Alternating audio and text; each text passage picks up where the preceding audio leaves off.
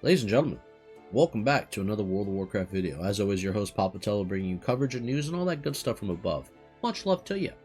Basically, yesterday I made a video talking about the excitement and hype and how curious I was about people playing, Phase 5. Looking forward to Phase 5. And I'm still going through those comments, so I thank you all the people who, left your comments and likes and all that stuff. I'm still reading a lot of stuff. And I was basically really excited to see what people's thoughts were, opinions on it, and as I was uploading that video, Wowhead released an announcement at the end of me finishing that upload, with the editor, of course. He was doing a good job, and I'll give you some credit there. You did a damn near perfect job. I'll give you that, but I did a little better. Much love to you. But, yeah, and then I upload that video, and they announced that the server transfers are happening very soon. The Realm Consolidation. The article goes up on Wowhead, and I'm like, bruh, what is the timing of this stuff, man? Are you kidding me, man? I could have put that in my last video. So we're making a video on that for today. So let's read this together. Obviously, we're going to discuss this. I need a little Poland Spring, though. You know the deal. Feeling a little parched. If this company doesn't sponsor me one day, everyone's going to get packed. That's what I said. It tastes just as good as the last one. You there, Mildred. Get me 14 more. Much love to you. Yes, Mildred is like a... You guys actually don't know Mildred. It's a small little servant. It's like a little dwarf. She gets the Poland Springs for me. Don't worry about it. However, though, basically, yes, we'll continue the subject. Don't lose topic here, Tello. I get you. For the Blizzard US official Blue Post. Hello, everyone. Thank you for bearing with us. There will be a solidified our plans around these moves. For the US region, all PvE realms will have free character migrations open to Wildgrowth, and PvP realms will have free character migrations open to Crusader Strike. At the same time, first character creation will be disabled on all other realms. These free character moves will open 6 p.m. Pacific, Tuesday of the 17th of September. In preparation for this, we have disabled character creation entirely on Crusader Strike and Wildgrowth. This block will remain in effect until 10 a.m. Thursday of the 19th, so 2 days after the migration happens on the 17th, at which time creation will be re-enabled. A reason for these decisions are as follows. Wildgrowth and Crusader Strike have constantly remained the most populous and active realms of Season Discovery US, which is true. They are the most popular servers. We are announcing this now ahead of time to give guilds time to discuss where they wish to move, how to handle moving guild bank, and large volumes of gold, etc. Disabling character creation on the destination realms temporarily is to prevent a land grab of names by people intentionally trying to claim names otherwise available to incoming transfers. As a part of the process, we're also utilizing our name reclamation feature, basically. This feature will automatically allow people to take names that are otherwise on an inactive account. We have a set date for an inactivity to begin of SOD Phase 4, so any account that has not once logged into vanilla World of Warcraft since July 11th will be eligible to lose any character names and is reserved if those names are requested by an incoming FCM or a new character creation. Please note customer service will not assist in game time requests or exceptions for this process. We hope that this will help many, basically give as many people as possible a chance to maintain names that have grown attached to, but appreciate not everyone will be lucky, but ultimately we believe this consolidation will lead to the best possible experience for our Season of Discovery players. Now, that was for the US portion. They also have an EU portion. This is the same thing, but basically for Crusader Strike, it's just Living Flame, which is the popular EU server over there, that they could transfer to into the PvP realm. So that is basically the announcement from Blizzard. That is what they gave us a couple days before the 17th. We got that announcement yesterday on the 12th. And, now it's giving players a couple days, which is, in my opinion, something I wish, once again, that they announced a little bit earlier when they were announcing the server transfers. At least give people the benefit of a doubt of time, rather than just like a mere couple days, actually more time and some change, maybe a week or two, so to say. Not everybody's only involved in World of Warcraft, right? And when they announced the server transfers, the biggest issues I've had with Blizzard has been always being transparent about stuff. And just straight up saying when they're going to have an ETA, when to expect an announcement. Like, for example, what I would have done, right, is if I announced mega server transfers, I would at least let the player base know, hey guys, in a week or so, expect another update on this because this is a very important topic. When that announcement is to be made, expect further news being discussed, what date is going to be available for the server transfers, to give people a heads up. And another thing that I think is crucial that they need to start implementing too, and this is just my opinion, this is a side note, can really different, obviously, from, just the Wowhead article news that everybody gets their news from, or US Blizzard forums. They need to have it in-game. I know somebody's brought this up in my comment section before, and I thought about it, and I thought it was a really smart decision. How about when you log into the game or something, there's like a news thing that pops up that's letting you know, hey, in a couple days, expect this, or send them in-game mail, like a message saying in a couple days, character transfers will be open, and then it's like a list of news or information. I think in-game updates would be really nice, personally, but obviously, I don't want people feeling like, oh, this is like heading into like a retailish direction. I honestly think it's not really a bad idea to update your player base who doesn't pay attention to Wowhead, if anything, right? Or comes to YouTube and watches creators like myself just for updates. But at least I'm giving you the updates now and just telling you how I feel, my truth about it, on how they should handle, updating the player bases, and just, giving their community a little bit more time overall. Just my opinion. I know you guys could probably just say, hey, 5 days is enough. Don't get me wrong. I'm not saying it isn't, right? I'm just saying for the players that, maybe they're busy 5 days a week. They, work long-ass jobs, right? Maybe they don't have the time or opportunity to hop on Wowhead. They hear it from a friend, or they're not always on Discord, but they still play WoW, Just giving the benefit of doubt is all I'm saying, right?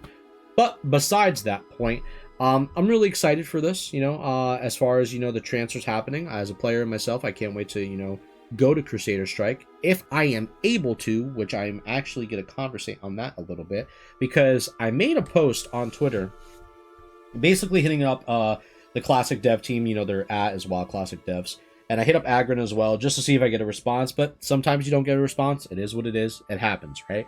But basically I said, hey y'all, I just have a quick question, and I'm curious on the server transfers. The following article with Wowhead displayed details on how transfers will happen. However, how will a person who plays on both factions work out? I think people are curious about it. For example, a user on Wowhead made an article, and this is what the following what that user said. From the user Warrock, credit to him by the way. Hello Blizzard, how are you going to handle us? The players you raid on basically high end on both factions.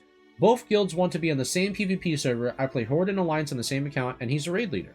It would be terrible to have to make a decision whom to play with. The dream scenario would be Blizzard enables cross-faction on the same account and server, as in Kata or in retail, would have to choose and end up deleting characters with full bis, etc.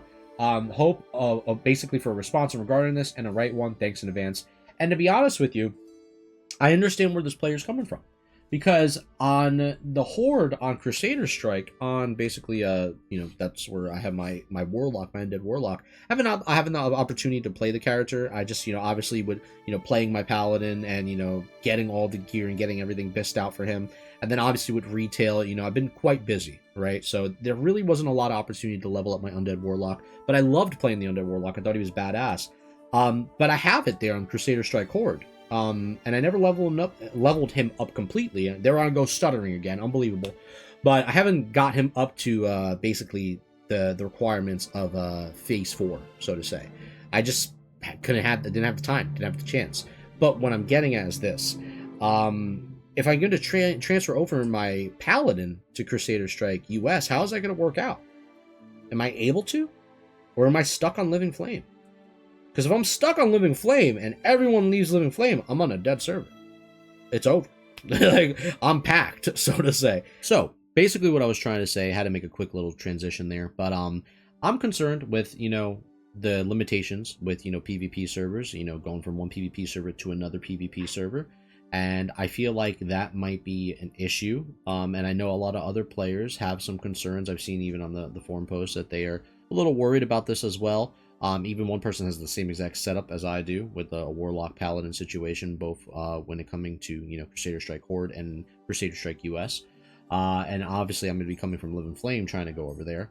But another thing that I saw too is that one person responded basically saying that you get to be on both factions based on the precedent set by the Chaos Bolt closure that occurred in the past. So there is a possibility that can be true. I'm really wanting to know directly from the source if Blizzard's going to confirm this or not, if there's going to be zero issues with this. And I'm also curious to see if they're going to allow players that want to be on PvP, or are on PvP, I should better clarify, that want to go over to PvE. So players that want to be on, there are on PvP, but they want to be on PvE is what I'm getting at. and they just don't want to handle the PvP servers anymore. Maybe they're tired of, you know, getting grief. They don't like the open world PvP. They just want to go right to a PvE server such as Wildgrowth, right? So I'm curious to see any further notifications from Blizzard's end, if they're going to be, you know, giving us a final answer to this, you know, unsolved question at the moment, right? So that's basically what I have to say about that. Continue enjoying the video. Like I said, your boy's about to be either imprisoned forever on Living Flame, which I'll be there, or I'm going to be able to go to Crusader Strike US. And that's what, you know, obviously I'm trying to do.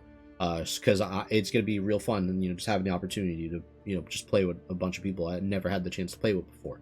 So that's basically it for, you know, my discussion on, you know, the mega transfers. Are you guys concerned about, you know, the things I'm talking about as well? You know, or do you have the same kind of similar situation when it comes to that? But just let me know. Let me know your thoughts, because, like, I enjoy playing both Horde and Alliance, you know. I actually think it's fun to play on both sides. Having characters, you know, for, you know, multiple different races, multiple different things to do, having different benefits. It's cool, you know. I enjoy it. It just sucks that I would possibly be limited to a wall because of no actual clarification on how this is going to happen, because, you know, obviously, you know, I remember hearing something from back in the day with Blizzard saying that, you know, you can't have Horde and Alliance on the same server, but with their new technology and all the stuff that they're claiming, you know, with, you know, how they're expanding, you know, Season of Discovery and their ability to make these big servers, right, multiple layers, etc. I'm very curious to see how they're going to handle it, right? So I don't know. At the end of the day, I'm just an average Joe. I don't know what the fuck I'm going to, you know, look forward to, but I'm just hoping for the best, right? That's all I can hope for. But anywho, as far as, like, any other news going on within World of Warcraft, the Harvest Festival, now within, you know, WoW, it is live in Season of Discovery. Maybe not too many people care about this, getting a little bit of a, you know, some mead, maybe some bread, some fish, maybe some harvest boar or some harvest nectar. But the holiday event is available for you guys.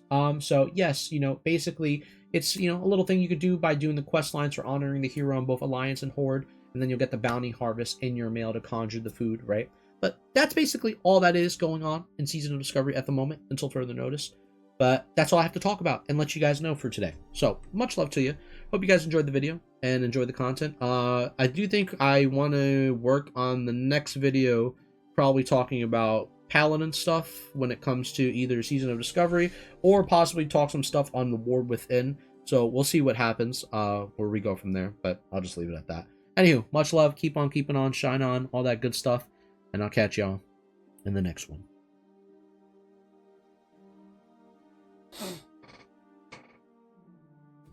Make sure to get your local air blower. Now, if you don't have an electronic one, which you can charge normally, you can use the code HelloJTello on the OnlyFans link below. OnlyFans going on sale for September for $5 a month, which is a biggie bag at Wendy's when you get extra ketchup and honey mustard.